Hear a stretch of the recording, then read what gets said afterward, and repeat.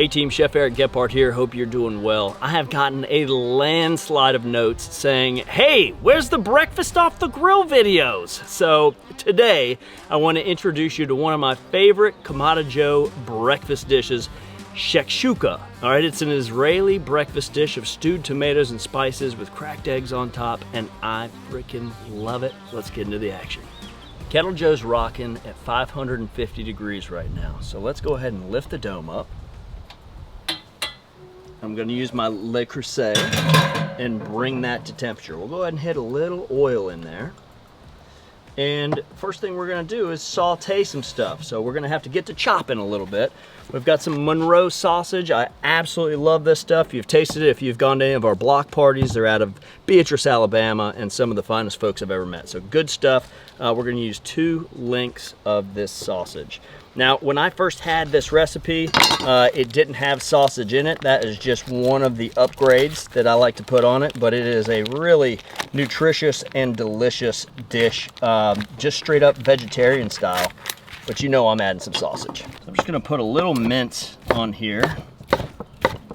Not even a mince, you know, just slicing it up so they're bite-sized pieces, and we're gonna put them in the pan and let them render out. So let's go ahead and transfer them. And as this pan comes to temperature, we'll start to hear that sizzle a little bit. And we'll go ahead and start on some of our other vegetables. Onion. We're gonna sweat out this onion. We don't want much color, but it does bring just a wonderful bite to the dish. And if we caramelize it just a little bit, a nice natural sweetness.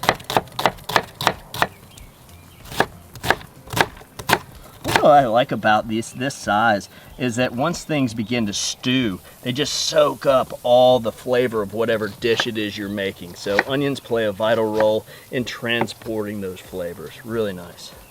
Public service announcement. I do use my metal tongs and my enameled Le Creuset. Deal with it.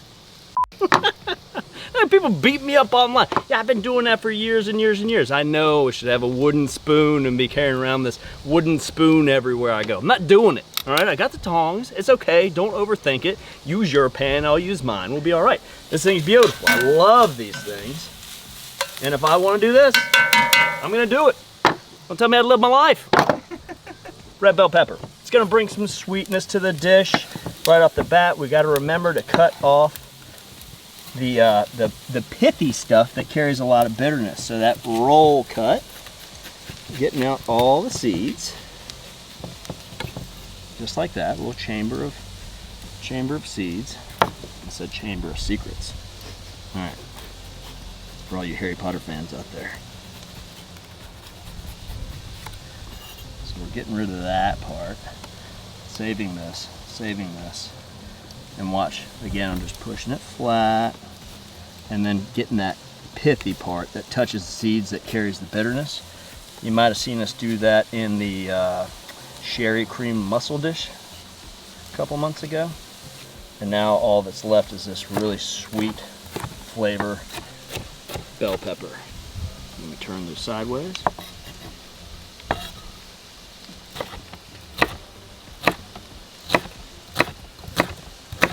Get beautiful little dices of red bell pepper. Once you got it all chopped up, right. And it's important to add these one at a time like we're doing. We want to build the flavor profile. Let's go ahead and throw some garlic in there while we're at it. And now, while all of that's cooking together, we're gonna slice some Roma tomatoes. You can use canned if you want to. In fact, it's kind of nice when you get those nice plum tomatoes with the juice in there because the juice helps it simmer, but I'm just a fresh tomato kind of guy, I really am. Get rid of that little part, and then we're gonna put these tomatoes directly on the grill. So we're gonna char these tomatoes a little bit, just a little bit before we chop them, to give us that nice roasted flavor. I love this dish, but I'll be honest with you, last time I had it, my wife made it for me, and I ate the whole freaking pan. I was in a bad way the whole day just because I ate way too much. And generally, that's kind of a good sign for me, right? If I like something enough to eat a ton of it, it's got to be good. And you just want a little char flavor, maybe a little bit more than that. Nothing crazy though. And while this is sweating, let's go ahead and add some seasonings. So my wife has put together a little kit, Shakshuka, and you can see we've got 2 teaspoons of paprika, 2 teaspoons of cumin, and 1/2 teaspoon of chili powder. All right, we're gonna add some salt here in a little bit, but that is kind of the flavor profile. And just sprinkle this in before you add the tomatoes. That way it has time to toast, and it's gonna go from being really aromatic to over the top aromatic. I want you to mix these 3 things up. The cumin just sings, it gives that little zip to it. I'm in love with cumin these days. Now I'm just gonna leave it for a minute. It's continuing to cook, it's gonna roast off, and then we're gonna start turning it in. I'm gonna start chopping up those grilled tomatoes, adding it in there, putting a little salt in there, and that'll pull out more moisture. And then we'll have this stew going on, and that's when we crack the 4 eggs in the top. Super excited. So the acid's just pulling up all that fond, all those flavors. Now we're gonna add just a little bit of salt, and that way it'll start pulling out the moisture, and we're really gonna see a lot of braising liquid come from those slightly charred tomatoes. Don't oversalt it, because there is gonna be some reduction.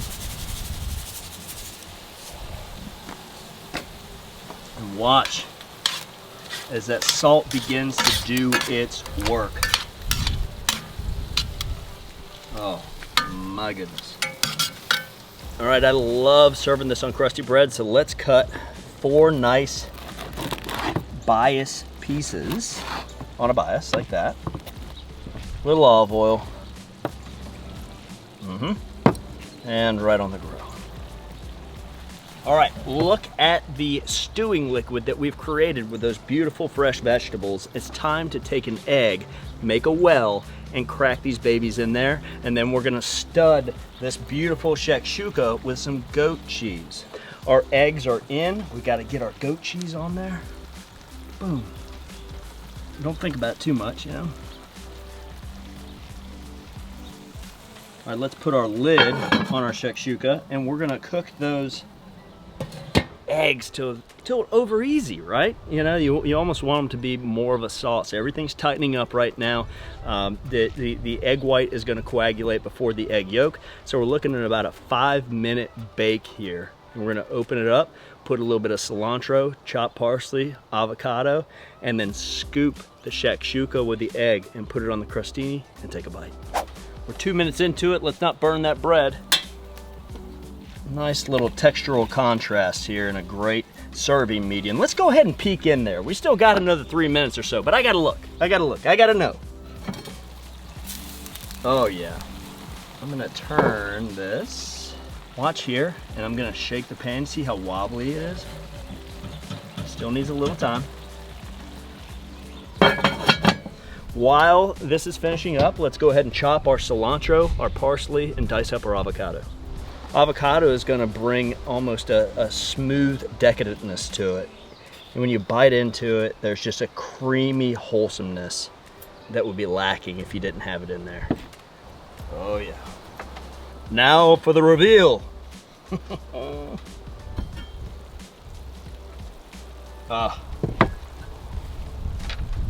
Cilantro and parsley, making it pop. We'll start popping these pieces of avocado out. All right, let's take our toasted points and put them over here on the plate. Now, using a large spoon, we're gonna go in and find those spots where we had those eggs and just scoop up an egg. And that's where it's at. That is an incredible dish of Israeli shakshuka.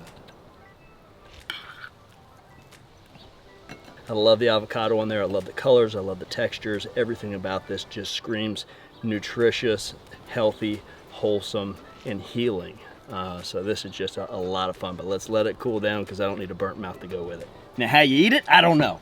You don't pick that up and just go for it, or maybe we do, you know. It's cool just enough to give it a go. Let's go ahead and bring it onto the cutting board.